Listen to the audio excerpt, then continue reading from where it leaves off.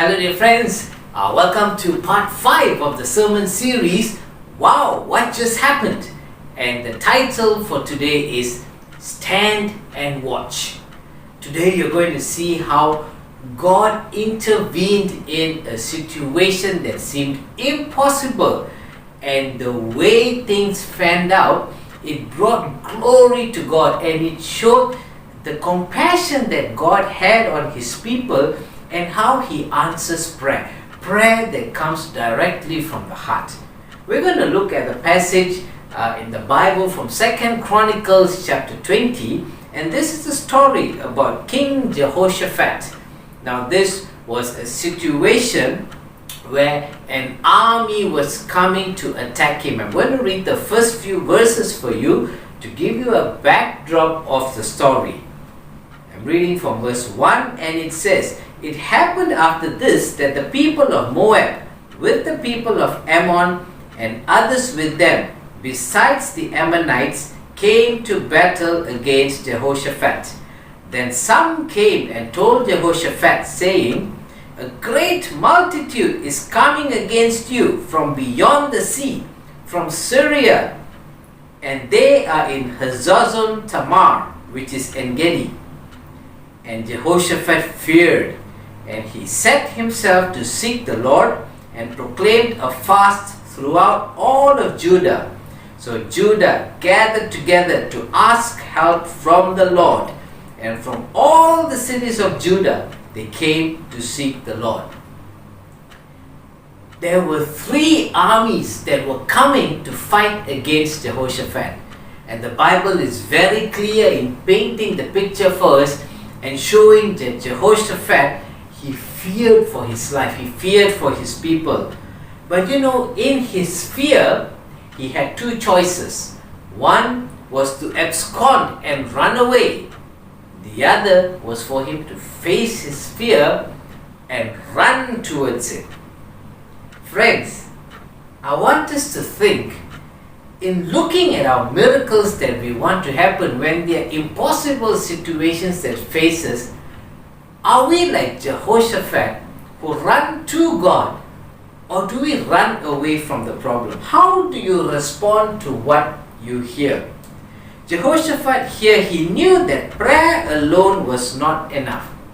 Fasting was required, fasting was needed at a national level, not just him, but he wanted the entire population, everyone, to fast and pray.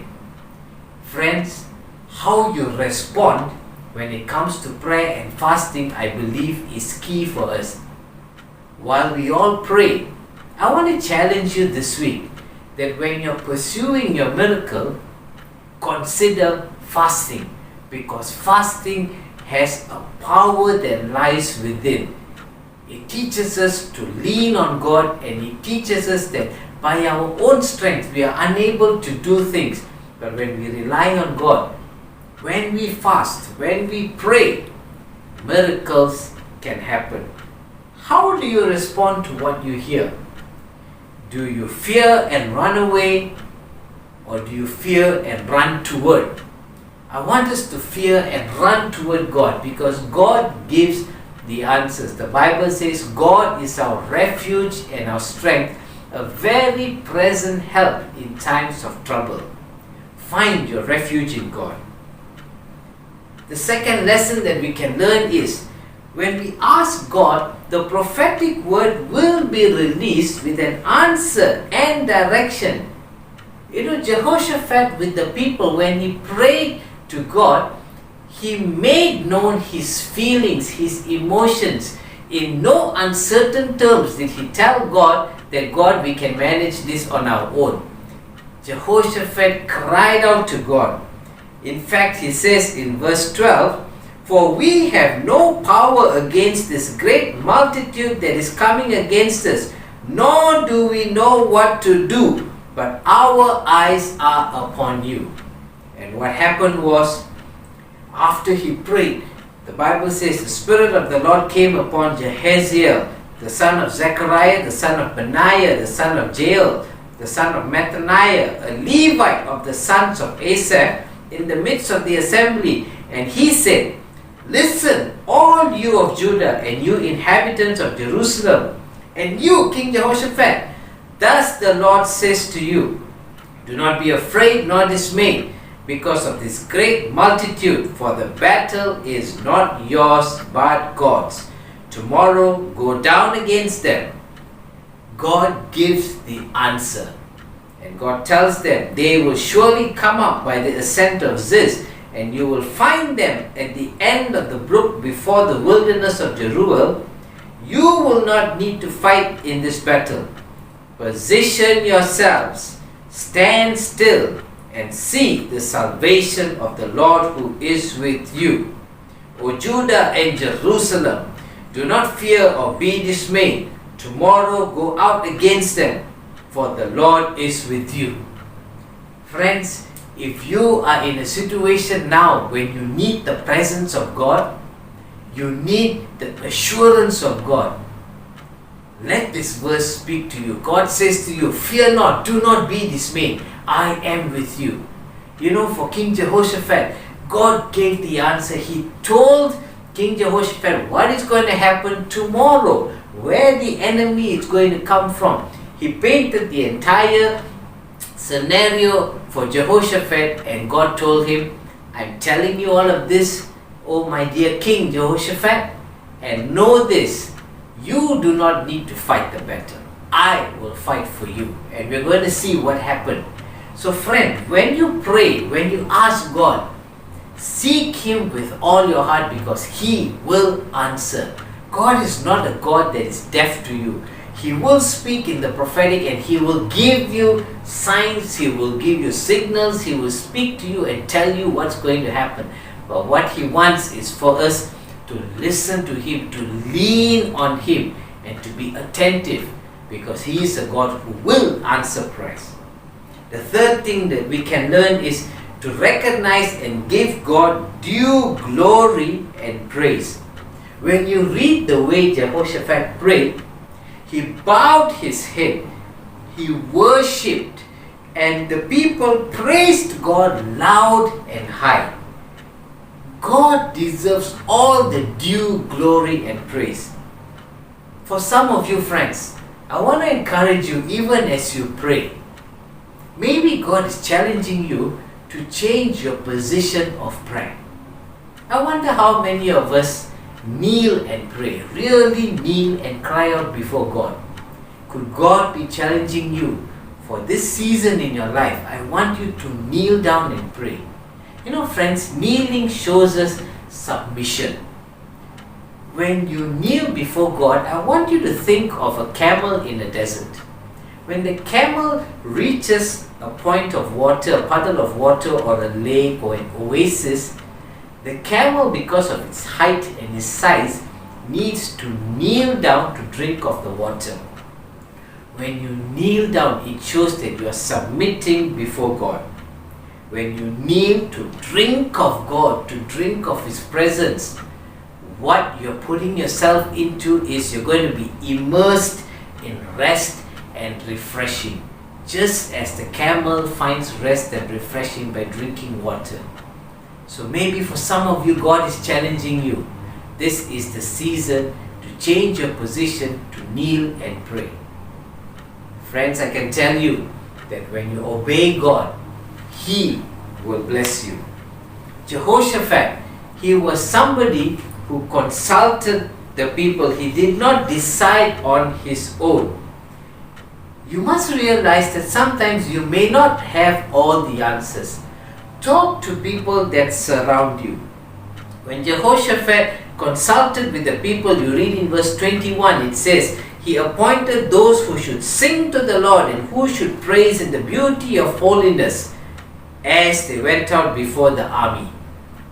Friends, dear friends, it is good for us to consult with people when we are in problematic situations, when we feel we don't have counsel, when sometimes we feel we may know everything.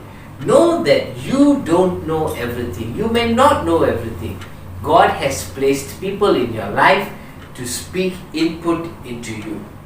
So as you talk to them, know that as you open your heart to them, they will pour something into you. They will give you direction. That's why Jehoshaphat knew who he could appoint, who he should set to go before them, because he had counsel. Your counsel may very well lie in the friends and the spiritual people who surround you. So go to them without fear. The last thing that I want us to know is when he obeyed God and the army came before Jehoshaphat, what happened was the army that came together to attack Jehoshaphat began to attack each other. God caused confusion to come upon the camp. When you read, now when they began to sing and praise, the Lord set ambushes against the people of Ammon, Moab, and Mount Seir, who had come against Judah, and they were defeated. And when they had made an end of the inhabitants of Seir, they helped to destroy one another. Imagine the state of confusion. The army that came to conquer Jehoshaphat started fighting against each other. That is the God that we serve, who can turn situations around. He can cause your enemies to fight among themselves. And the Bible tells us when they were destroyed, Jehoshaphat and the people came to the valley of Barakah. And Barakah here, in this valley, it took 3 days for them to collect the spoils. Imagine, they benefited from the enemy. 3 days they had to collect the spoils. Friends, Barakah here, it means blessings. The root word is barak, which means to kneel, as I was sharing with you earlier. It means to bless. When God blesses you, He will bless you abundantly. And the Bible further tells us, after this entire episode in verse 30, it says, then the realm of Jehoshaphat was quiet, for his God gave him rest all around. Today, friends, I want to close by telling you, when God gives you victory, He's going to give you victory in all its abundance, and He's going to give you rest all around. Your days of suffering, your days of sorrow, your days of worry are just about to end. Your victory is in place. Today, I want you to have that conviction that as you hear this message, the same God that caused confusion in the camp of the enemy will cause confusion in the camp of the enemies that are working against you. The same God that released the prophetic word is going to release a prophetic word into your life. As you kneel before Him, He is going to speak to you. So friends, take rest in that. And look, because your salvation is drawing nigh. In Jesus' name, I decree, I speak that you are going to have victory, that everything that you're going through is coming to an end. For those of you who are going to kneel in His presence, even as God put it in you, you are going to see victory and you are going to share a testimony. In Jesus' name, I see this and I speak it. Amen.